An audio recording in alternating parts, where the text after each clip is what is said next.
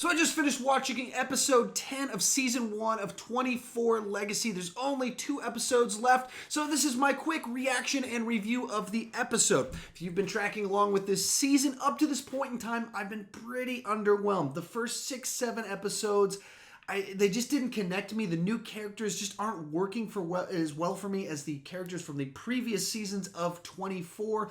And the plotline just feels a little bit too familiar. And especially the first 4 or 5 episodes, it seemed like there are too many plot lines going on. But then around episode 7 until about episode 9, it seemed to pick up a good bit more, moved a little bit quicker, and there's more action to it, as well as they focused the plot a little bit more. It wasn't spread across 10 locations. We tied down into like 4 locations, and so it felt a lot smoother, a lot more cohesive, and you could get into things and really care about the characters. And so that brings us to this episode, where once again I felt it was a little bit more streamlined and tighter than it had been much earlier in the season. So at the end of the last episode, this will be spoilers. If you're on a video talking about a show like this, of course you're probably expecting spoilers. But so Senator Donovan, I've been saying Senator Ingram because his wife is Rebecca Ingram, so I mixed it up. But Senator Donovan was kidnapped, and so then she's once again going behind the scenes with Carter to try and attempt to rescue him. Donovan's dad is trying to once rescue his son who's been kidnapped, so he's getting into a scuffle with the guy that's responsible for that happening. So a number of things are going on that could progress things. It wasn't as much of an action-heavy episode, but it felt like the character moments we had seemed to be the payoff from last week. So last week felt a little bit more filler to me, like, all right, someone's been kidnapped that I don't care who they are. It seems like we're just stretching out this plot line. And we have character moments, but it seemed like the character moments in that episode were only setting up this episode, and this episode just seemed like kind of like a rehash of last episode. So, for example, Carter and his wife finally they hash out the conversation. She discovers that he'd been talking with CTU and with Ingram about him joining for several months, and he never told his wife about it, so she's unhappy about this. And even the conversations that they had the first episode about them wanting to have kids and delaying, which was on birth control. And it turns out he'd been lying, and the real thing is he'd been dishonest really about everything kind of going on with him. So that makes him not very likable. And to be fair, in the first season of 24, Jack had been having marital problems and been having an affair with Nina Myers, sort of, but they were his wife were on a break, so it was marital infidelity, but at the same time they were on a break. So my morality, that's not okay, but at the same time, within the worldview of what they were doing, there was some rationale. But by the time the show started up, they were reconciling. So he's on a redemption path. Right here with Carter, during the season, he's having dishonest conversations with his wife. He's in the middle of dishonesty and deception, so he's not likable. Then the story arc that's been going on with his wife is that she's kind of drifting away from Carter, or Eric Carter, moving towards Isaac Carter, the brother, where there was a romance before. We kind of like Isaac Carter from some stuff he did a couple episodes, but now we're back to he's moving in on his brother's wife? Am I supposed to like him for this? Am I supposed to like her in this situation? All of this seems not good to me. This seems like inappropriate behavior. So bang back to why I'm not connecting with the season. These aren't characters that I particularly care for all that much. And they're still not doing much to woo me, to make me like them. And then we get to the end of this episode. There was a car chase. It was kind of cool, but nothing particularly mesmerizing. And then we get to the final sequence where she ends up walking out on a field covered in gasoline. I actually kind of like that when it was like, she walks out and goes, the field's covered in gasoline.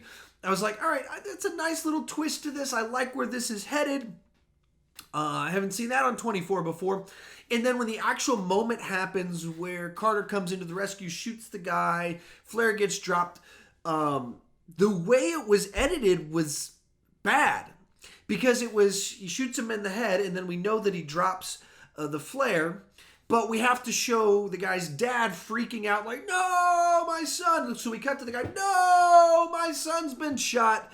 And then it cuts to a couple other things. And then we see the fire burning, which she's standing on gasoline. There's a guy holding a flare, drops the flare. So the thing that makes the scene exciting and gives urgency is the fact that flare hits the ground and it's going to start chasing after her.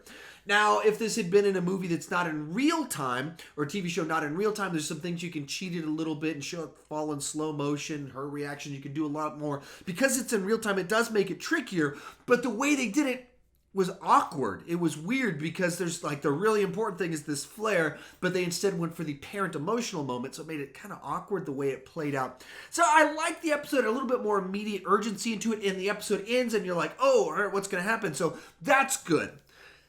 So the plot, the action to it, I thought worked. However, the characters still don't work. The last thing I want to talk about as close as I don't have a lot, I didn't have as much. Some of the other ones I've gone on for like 15 minutes. Same kind of feelings as before. Bad characters. I don't care about them very much. They're not wooing me in. They're doing a little bit better job with the storytelling. But the thing I want to talk about is it is not looking like this is going to get renewed. Based off my reaction to it as a big 24 fan, based off kind of the comment section on this video, the reaction to fans has not been great.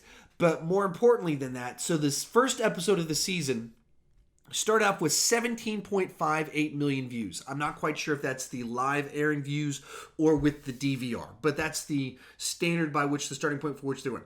Now that number is highly inflated because the premiere episode came out right after the Super Bowl. And so those shows always get a gigantic boost. That's why that's like the most coveted spot to debut a new season or a show you want to give a boost to. They chose 24, thinking, hey man, football, 24, these two things go together. It's action series. And so it gets a big boost, but actually that's I think the second lowest number for a show after the Super Bowl this century. So in 18 years or 17 years of post Super Bowl games, this is the second lowest one. So 17.58 is a really good number, but not for after Super Bowl. The week after that, it drops down to 6.22 million. So almost cut in a third. Which you'd expect a gigantic drop because it's not coming after the Super Bowl in the second episode. But that's a pretty big drop that people didn't go, oh man, that was good. I want to see the next one. It was only a third of people went, oh man, I want to see the next one. So that's a pretty big drop. Now here's the more important part. It's basically every episode, it's kind of tended to drop a little bit down to last week's episode was only viewed by 3.23 million people. So that's half of after the dip off. So it went from nearly 18 million down to 6 million. Reasonable drop because it's not after the Super Bowl. 6 million is not a great number, but it's not dreadful. And then it drops down already 3.3. And like I said, I'm not quite sure. I don't think that number factors in DVRs, which for a show like this, it might give it a big boost. I'm not really sure. The current way that they do ratings is very outdated. Does not actually track with the way people actually view TV shows now. So these numbers are always a little bit tricky.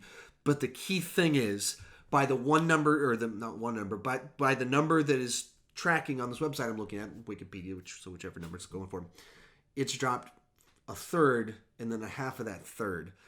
They're not good numbers. They're not promising, and the reaction from people is not very good. So I would not anticipate right at the moment that they're going to do another season of it, which is really disappointing.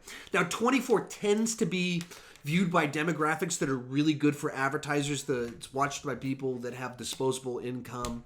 And so on that level, it might still get it because it's still a brand that people care about that's advertiser friendly. But as for the numbers, it's just not looking good. So anyway, those are my quick thoughts on the 10th episode of 24 Legacy, as well as my thoughts on, do I think that it's going to get picked up again? Those are just my thoughts on it. How about you? What do you think about it? Tell me in the comment section down below. What did you think about the episode? And do you think it's going to get renewed in light of kind of the way it's being received by even really big fans of 24 like me, as well as just looking at the numbers? Do you think it's going to get renewed? Tell me in the comment section down below. Love to hear your thoughts on it. With all that said, if you're new to my channel, please consider clicking that subscribe button. I normally talk about movies, movie news. Sometimes I talk about TV shows that I really like 24. I'm not necessarily this season, but the show in general. And with all that said, I also got a thing coming up this Friday called Masters of Movie Trivia. It's a trivia show I started here on YouTube with some other YouTubers to see who the absolute best at movie trivia is. I'm actually competing this Friday, so if you are interested in that, it will be posting Friday early morning. And with that, thank you guys for watching.